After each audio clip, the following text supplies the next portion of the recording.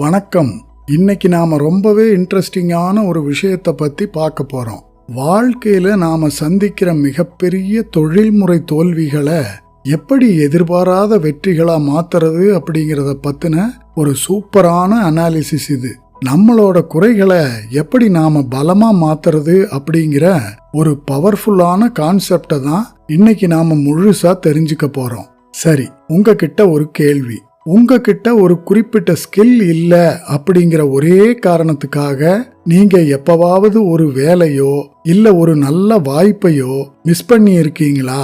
ஐயோ, நமக்கு இந்த தகுதி இல்லையோன்னு ஃபீல் பண்ணி இருக்கீங்களா?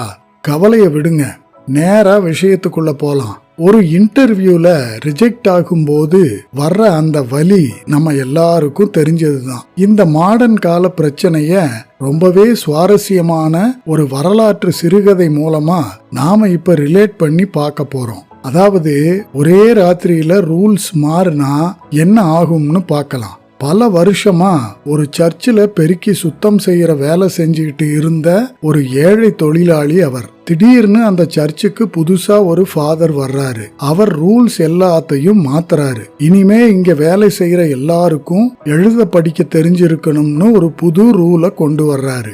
ஆனா நம்ம தொழிலாளிக்கு ஒரு கையெழுத்து கூட போட தெரியாது. எவ்வளவோ கெஞ்சி பாக்குறாரு, ஆனா எந்த லாபமும் இல்ல. கையெழுத்து போட தெரியாது அப்படிங்கிற ஒரே காரணத்துக்காக உடனே வேலையை விட்டு தூக்கப்படுறாரு. இதுல ரொம்ப முக்கியமான விஷயம் என்ன தெரியுமா? இது அப்படியே நம்ம மாடர்ன் கார்ப்பரேட் லைஃபுக்கு எவ்வளவு துல்லியமா செட் ஆகுதுன்னு பாருங்க. பல வருஷ உழைப்பு, திடீர்னு மாறுற மேனேஜ்மெண்ட், புதுசா அவங்க கேட்கிற ஸ்கில்ஸ், அப்புறம் ஈவிரக்கமே இல்லாத லே ஆஃப். நம்ம மேல எந்த தப்புமே இல்லாம வெறும் ஒரு ஸ்கில் இல்லைங்கிறதுக்காக நம்ம வாழ்வாதாரம் பறிபோனா எவ்வளவு வலிக்கும்னு கொஞ்சம் யோசிச்சு பாருங்க. அந்த தொழிலாளியும் அதே மனவேதனையோட ரொம்ப சோர்வா அந்த இடத்தை விட்டு வெளியேறாரு. இப்ப இந்த டைம் லைனை கவனிங்க. வேலை போன விரக்தியில பல மைல் தூரம் நடந்து போயிட்டே இருக்காரு. ஒரு கட்டத்துல பயங்கரமா தாகம் எடுக்குது. ஒரு சோடா இல்ல சர்பத் குடிக்கலாம்னு சுத்தி முத்தி பாக்குறாரு.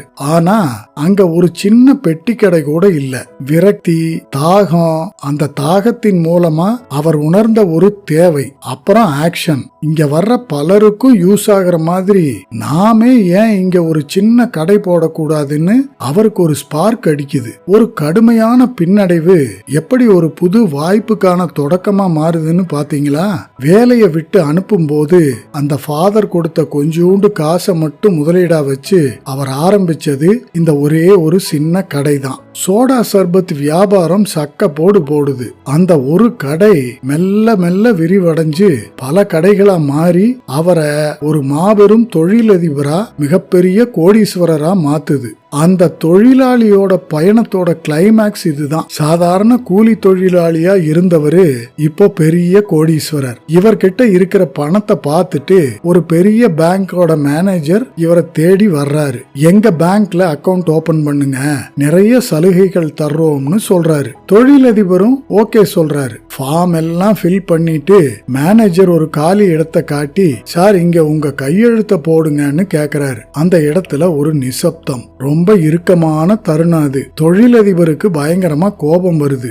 எனக்கு கையெழுத்து போட தெரியாதுங்கிற உண்மைய சத்தமா அந்த மேனேஜர் கிட்ட சொல்றாரு. இதுல நாம கவனிக்க வேண்டிய குரூஷியலான பாயிண்ட் என்னன்னா, அந்த பேங்க் மேனேஜரோட பார்வை தான். அடடா, கையெழுத்து கூட போட தெரியாமலேயே இவ்வளவு பெரிய பிசினஸ் மேன் ஆகிட்டீங்களே. ஒருவேளை உங்களுக்கு எழுத படிக்க தெரிஞ்சிருந்தா நீங்க உலகத்துல எங்கேயோ போயிருப்பீங்களேன்னு ஆச்சரியமா சொல்றாரு. ஒரு மனுஷனோட குறைய அவனை தடுக்கிற தடையா மட்டும்தான் இந்த உலகம் பாக்குது அப்படிங்கிறதுக்கு இது ஒரு கிளாசிக்கான உதாரணம். ஆனா இதுக்கு அந்த தொழிலதிபர் கொடுத்த பதில் தான் எபிக். கொஞ்ச நேரம் அமைதியா இருந்தவரு சிரிச்சுக்கிட்டே, எனக்கு மட்டும் கையெழுத்து போட தெரிஞ்சிருந்தா இன்னைக்கும் நான் அந்த சர்ச்சில் தரைய கூட்டி பெருக்கிற ஒரு சாதாரண தொழிலாளியா தான் இருந்திருப்பேன் அப்படின்னு சொல்றாரு. தன்னோட மிகப்பெரிய பலவீனமே தன்னை காப்பாத்தின மிகப்பெரிய பலம்னு அவருக்கு அப்ப நல்லாவே புரிஞ்சிருந்தது.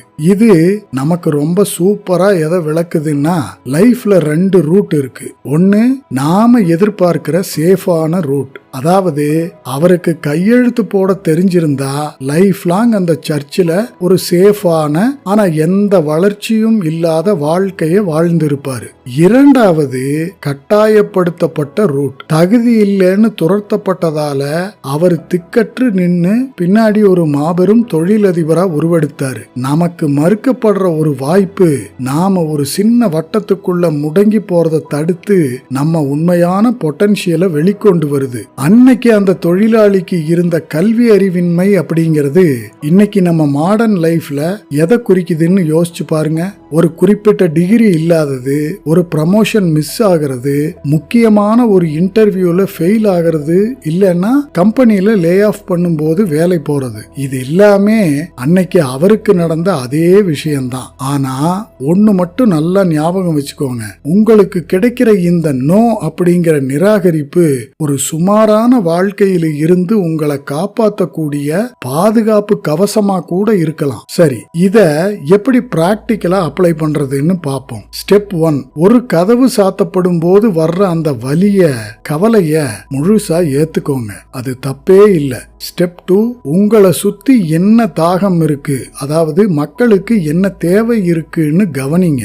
ஸ்டெப் 3, உங்ககிட்ட மீதம் இருக்கிற அந்த கொஞ்சோண்டு ரிசோர்சஸ வச்சுக்கிட்டு ரொம்ப யோசிக்காம உடனே ஆக்ஷன்ல இறங்குங்க. இந்த முழு செஷனோட மைய கருத்து இதுதான். நம்ம எல்லாருக்கும் ஏதோ ஒரு குறை இருக்கத்தான் செய்யுது. ஆனா அதையே நினைச்சு ஃபீல் பண்றதால ஒரு நன்மையும் நடக்க போறதில்ல.